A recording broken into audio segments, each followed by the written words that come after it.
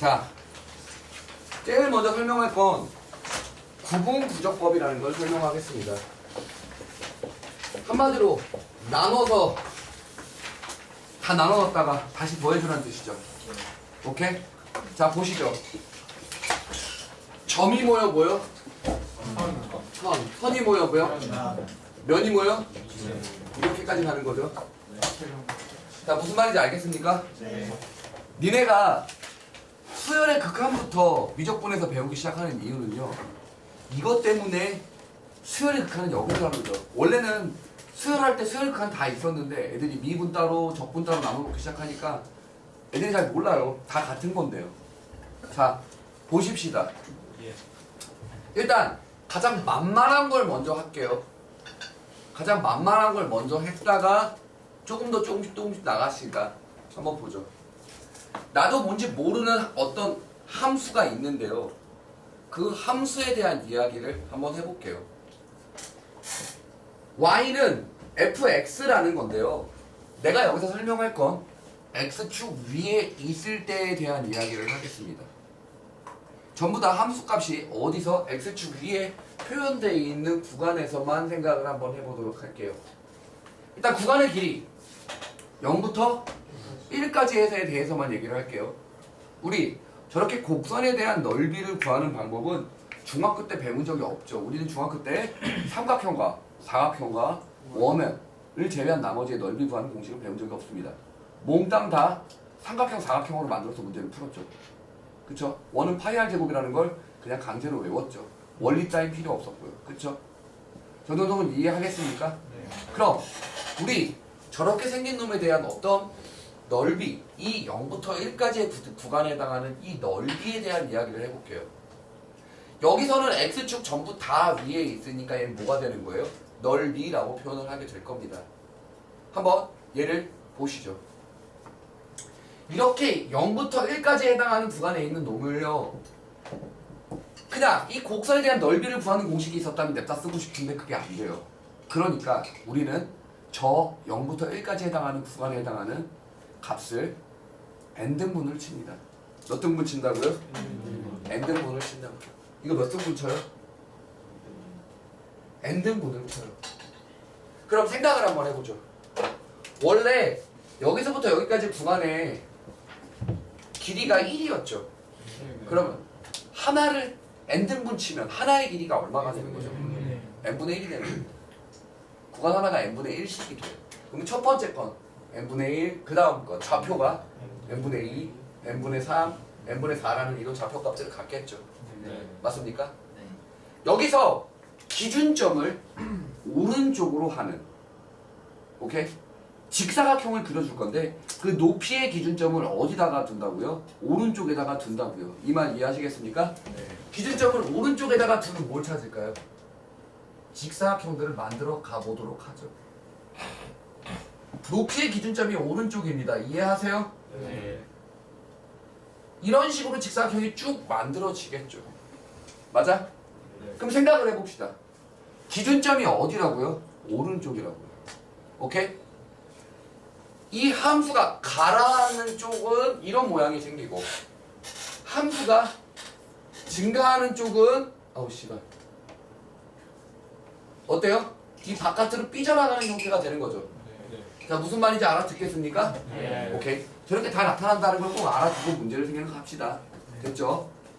자, 이 직사각형들의 넓이의 합을 한번 쫙 구해볼게요. 근데 저 직사각형들의 넓이의 특징은요, 밑변의 길이가 다 똑같이 얼마입니까? n분의 1입니다. 전부 다 n분의 1이죠. 맞아요?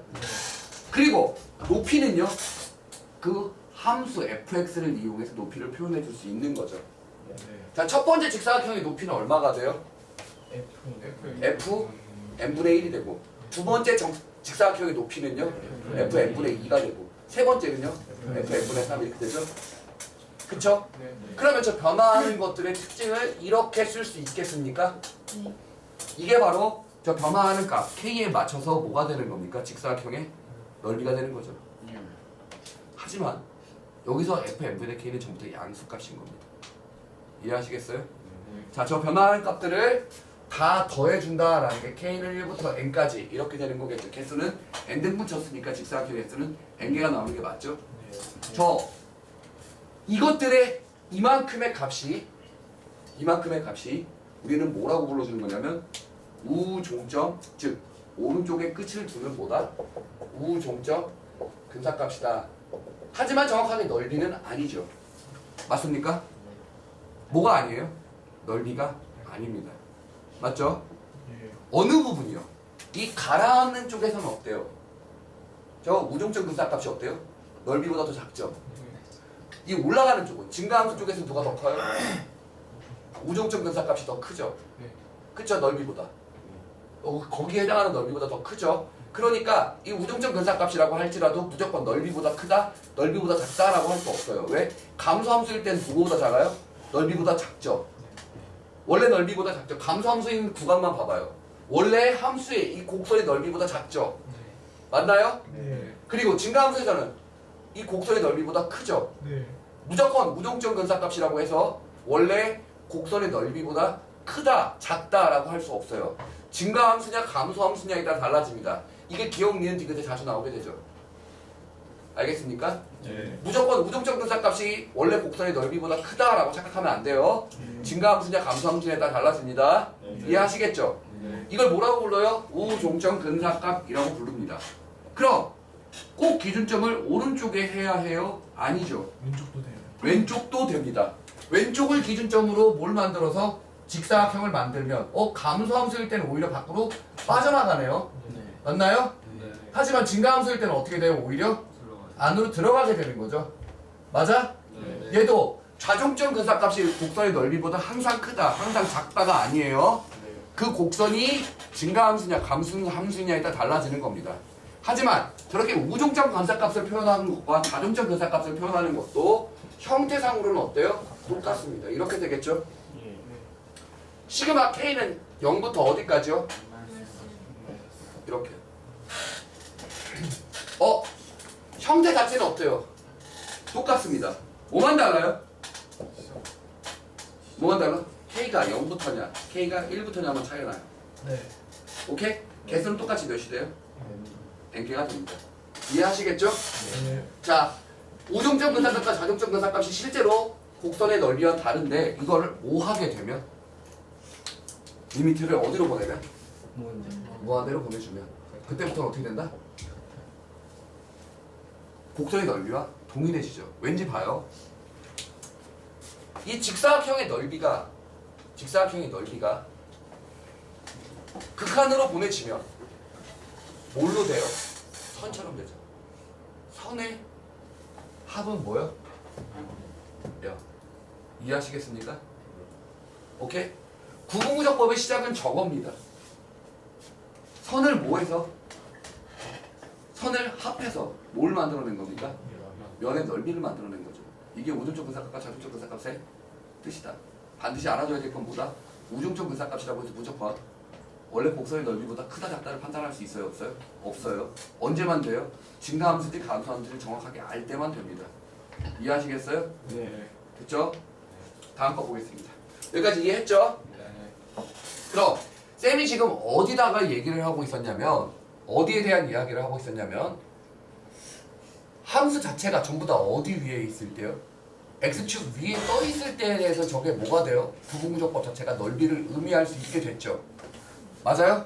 네. 함수 자체가 뭐 X축 위에 아예 떠 있으면 이게 뭐를 만족해요? 넓이를 만족하죠. 하지만 이 밑에 있어봐요. 싹 다. 얘가 뭐가 되는 겁니까? 넓이가 아니고 넓이의 마이너스 값이 되는 거죠. 왜요? 우리가 여기서 말하는 직사각형의 높이 자체가 얘로 표현이 되는 겁니다. 맞습니까? 예. 그 높이 값이 전부 다 뭐가 돼요? 음수 값이 되는 거죠. 예. 그러니까 뭐가 되는 겁니까? 넓이가 아니고 넓이에 마이너스를 붙인 값이 되는 거죠. 네. 말 알아듣겠습니까? 네. 근데 만약에요 오르락 내리락 해봐요. 그럼 어떻게 됩니까? 여기까지는 뭐가 되고 넓이의 마이너스 값이죠. 여기까지는 뭐가 되고 넓이 값이 되는 거죠.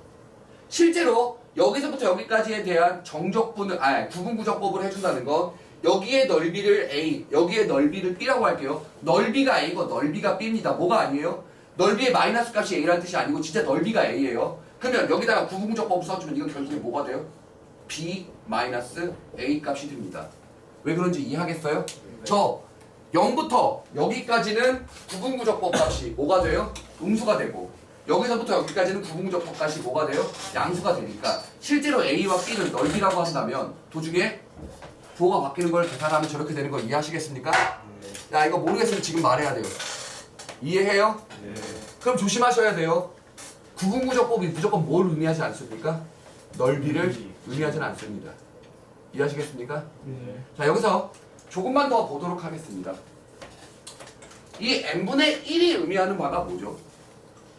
한 밑변의 길이를 말하죠. 네. 맞아? 그럼 늘어나는 양을 생각해 봅시다. 이게 하나씩 늘어나는 거죠. 네. 근데 n은 무한대로 보내면요. 거의 선처럼 다가가죠.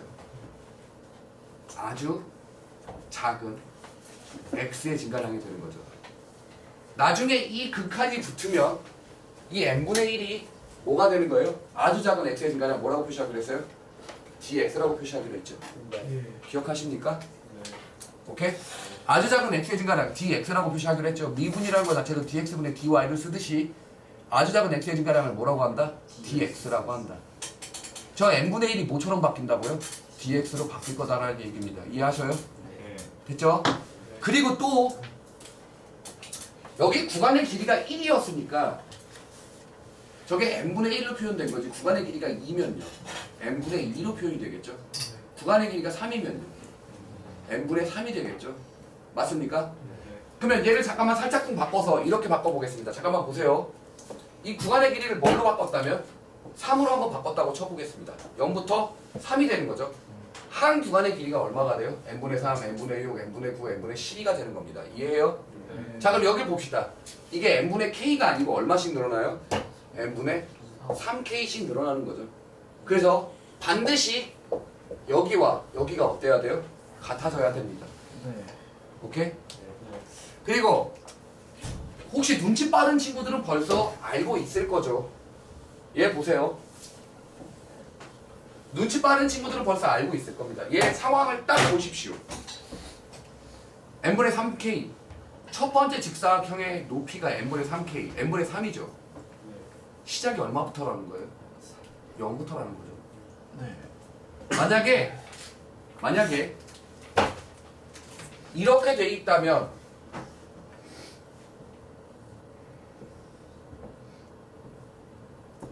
구간의 길이 얼마죠? 3이죠. n등분 치면 얼마죠? n분의 3이 되는 거죠. 자 봐요.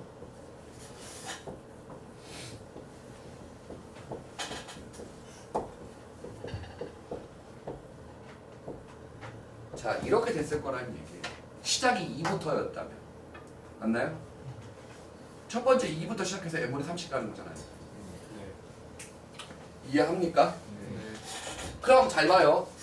아무것도 안 써있을 때는 어디부터 시작을 했다는 걸 눈치챌 수 있어요? 0부터 눈치챌 수 있다고 생각하고요. 저렇게 2 플러스 n분의 3k 이렇게 돼 있으면 어디부터 시작했다? 2부터 시작했다. 어디까지? 5까지.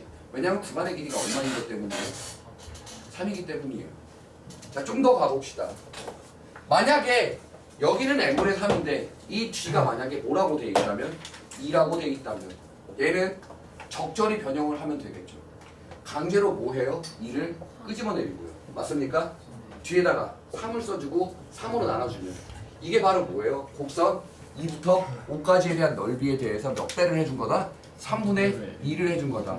저게 바로 구분구역법이다. 저것만 제대로 기억하면 뭐가 끝나버리냐? 뒤에 정적분과 무한급수의 관계가 끝나버립니다. 이거 구분구역법 할 때 제대로 이렇게 이해합시다. 쌤 이렇게밖에 설명 안 할 겁니다. 쌤 뒤에 쌤 정적분과 무한급수의 관계는요. 뭐 학교 쌤이 n분의 1로 나누고 n분의 k를 뭘로 x로 치환해서 no, 나 그렇게 설명 절대 안 할 겁니다. 항상 구분구조법으로 해요. 나중에 가서 쌤 그게 외우는데 더 빠른데요? 그럼 그걸로 안 내요. 학교 시험에서. 바꿔서 내죠. 이해 못하면 무조건 틀리게. 알겠습니까? 됐죠? 자 이렇게 해서 구분구조법이 끝났습니다. 오케이? 이런 걸 구분구조법이라고 하는구나. 됐어요? 네. 자 자, 하나만 딱 더 하고 마무리를 짓도록 하죠. 우종점, 자종점이 어쨌든 극한으로 보내지면 어떻게 된다는 거예요? 같아진다는 겁니다. 이해하세요? 네. 자, 그러면 봅시다.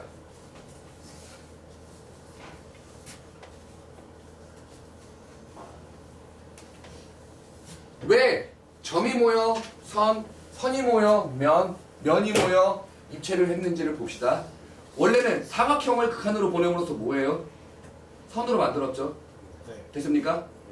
그 선을 다시 더해서 뭘 만든 거예요? 네. 면을 만든 겁니다. 이해하죠? 네. 그러면 우리 원뿔을 잠깐만 생각해 보도록 하죠. 원뿔이요. 알겠습니까? 우리 원뿔은요, 반지름이 아니고 높이가 h이고 이거 부피를 어떻게 하기로 했어요? 3분의 1 파이 r 제곱에 h라고 하기로 했습니다. 이해하세요? 네. 여기까지 못 알아듣는 거 있나요? 없죠? 자, 저게 왜 그런지를 생각을 해봅시다. 단 뭐는 널리 알려져 있다고 생각해야 되냐면 원 기둥의 부피를 구하는 공식은 알려져 있다고 생각을 하는 겁니다. 자, 알아듣겠습니까? 자, 한번 보세요. 저렇게 멀쩡하게 있던 놈을 뭐 하는지를 한번 보죠. 얘를 몇 등분 칩니까? 높이 h를요? n등분을 칠 겁니다. 오케이? 그러면 이만큼의 구간의 길이 높이가 h인데 이걸 몇 등분 친다고요? n등분 치면 이 n등분 한 개에 어떻게 되냐는 겁니까? 하나가 n분의 h가 되는 거죠. 그러면 여기 우종점 근사값이 됐던 좌종점 근사값이 됐던 뭐가 돼요? 원 기둥이 생긴다고 치죠. 석진이도 봤구나. 맵다. 좋댔어 이 새끼.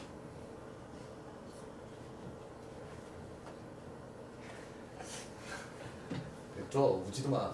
깨게 잠 깨게 하지 마. 자기 푹 자게. 좋대 말해야지. 이거 구분구조법 이거 부피요. 니네 학교 시험에 나왔을걸요? 서술형으로. 자, 봅시다. 아, 나왔었다. 고2 문과 기말. 기억나네. 응? 아, 씨발 깼다. 아, 조용히 말해야 돼. 그거 뭐 니네가 시끄럽게 해서 태연이 깼잖아. 그죠? 예를 보면 이 구분구조법, 부피에 대한 구분구조법이 시험에 나왔었습니다. 언제 나왔냐면 4년 전에 나왔네요. 아, 3년 전에 나왔군요. 오케이. 내가 기억이 나죠. 자, 봅시다. 얘를요, 이 첫 번째 원기둥을 생각해 봅시다. 이 첫 번째 원기둥은요, 반지름이 얼마가 되는지를 보죠. 전체가 h일 때 여기가 뭐 나와요? 전체가 h일 때 r이 나오죠? 그럼 얘는요, 이 삼각뿔도 닮았죠? 내가 원뿔 나오면 무조건 뭐라고 했어요? 삼각비라고 했죠? 삼각형이 닮은수라고 했었어요. 몇 나오죠? 높이가 n분의 h일 때 반지름 x라고 잡아보죠. 결국엔 뭐가 됩니까? n분의 r이 되죠. 첫 번째 반지름 뭐 나와요? n분의 r 나옵니다. 됐습니까? 그럼 두 번째 반지름 똑같이 해보면 뭐 나올까요? n분의 2r 나옵니다. 이해하세요? 그럼 결국엔 이거겠네요. 시그마 k는 1부터 n까지. 자, 높이는 전부 다 얼마죠? 저 원기둥의 높이들이요? n분의 h입니다. 이해하세요? 동시에 n분의 kr이 바로 뭐가 돼요? 반지름이 되는 거죠? 예. 이걸 제곱하고 파이를 붙이면 뭐다? 이게 우리가 찾는 원기둥의 부피의 총합이다. 리미트 n을 어디로 보내요? 무한대로 보내는 겁니다. 이해하세요? 뭐만 변수입니까? k만 변수죠. 나머지는 싹을 다 뭐 할 수 있어요? 끄집어낼 수 있습니다. 자, n제곱 n 3승 나가죠. 파이 h 다 나갑니다. r제곱도 다 나가요. 결국에 앞으로 싹 빠져나가는 건 뭐가 되죠? n 3승 r제곱 파이 h까지가 나갑니다. 됐습니까? 여기까지 이해하죠? 그럼 다음 여기 뒤에 리미트에는 아직 붙어있어요. 여기에 됐죠? 여기 누구만 남아요? k제곱만 남죠? 뭐가 돼요? 6분의 n 플러스 1 2n 플러스 1이죠? 이것만 뒤로 넘겨서 뒤가 얼마가 나와요? 3분의 1 맞죠? 그러면 파이 r 제곱 h. 아, 이래서 이렇게 되는구나. 알겠습니까? 부피에 대한 구분구조법은 3년 전에 나왔었습니다. 오케이? 쌤 기억이 또렷하죠. 자, 이렇게 구분구조법 뭐에 대한 거? 잘 봐요. 얘가 왜 이렇게 되는지를 생각해 볼게요.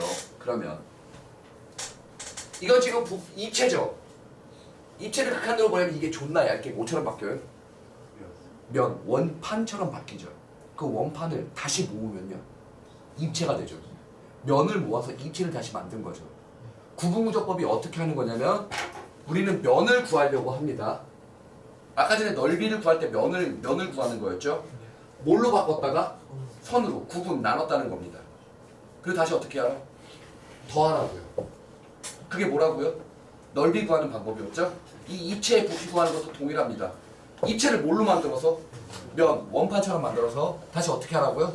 더해주라고요. 그럼 입체의 부피가 나온다 이겁니다. 이해하겠어요? 이게 바로 구분구조법입니다. 단 구분구조법을 구분구조법 공식인가 외우면요 쌤이 해줄 수 있는 얘기는 다른 게 없습니다. 니네 무한급수랑 정적분할 때 쌤 그거 외우는 걸로 절대 설명 안 해줍니다. 나 구분구조법으로 다 설명합니다. 시작점이 뭐며 구간의 길이가 얼마며 이렇게요. 알겠습니까? 그러니까 구분구조법 할 때 놓치면 뒤는 끝난 거다. 자 여기까지 알아들었죠? 오케이.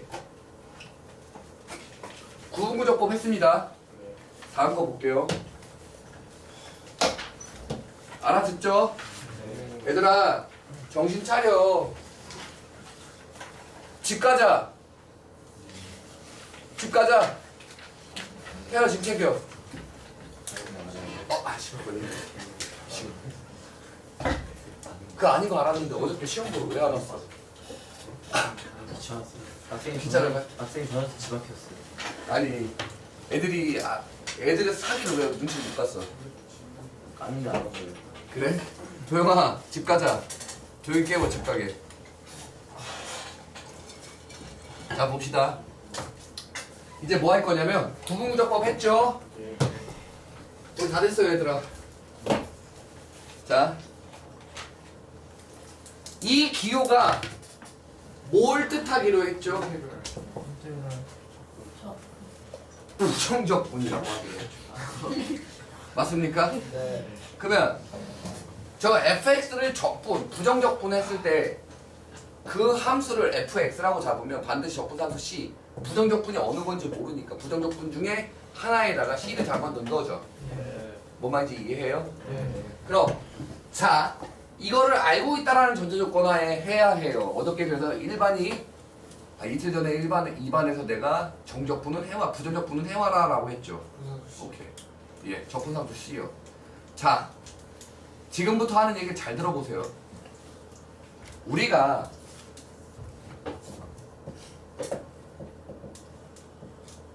이 fx의 한 부정적분을 라지 fx라고 한다면 이렇게 표현을 하기로 연사 정적분을 계산하기로 했죠. 맞나요? 맞아요? 미친놈아 이게 끝이요. 저 새끼 씨 거기서 멈춰있잖아. 자 여기 봐봐요. 저렇게 정적분을 계산하기로 했어요. 약속을 했죠. 왜죠? 저 정의가 도대체 뭐였기에? 맞춘 새끼 있으면 집 갑니다. 나와서 설명할 수 있어야 돼. 인테그럴 A분의 B가 A는 A까지는 버리고 저 새끼 미쳤어요. 0부터 B까지 넓이랑 0부터 A까지 넓이 빼요.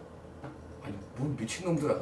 그런 뜻이 아니고 이걸 왜 이렇게 쓰기로 약속을 했냐고요. 집에 가고 싶어.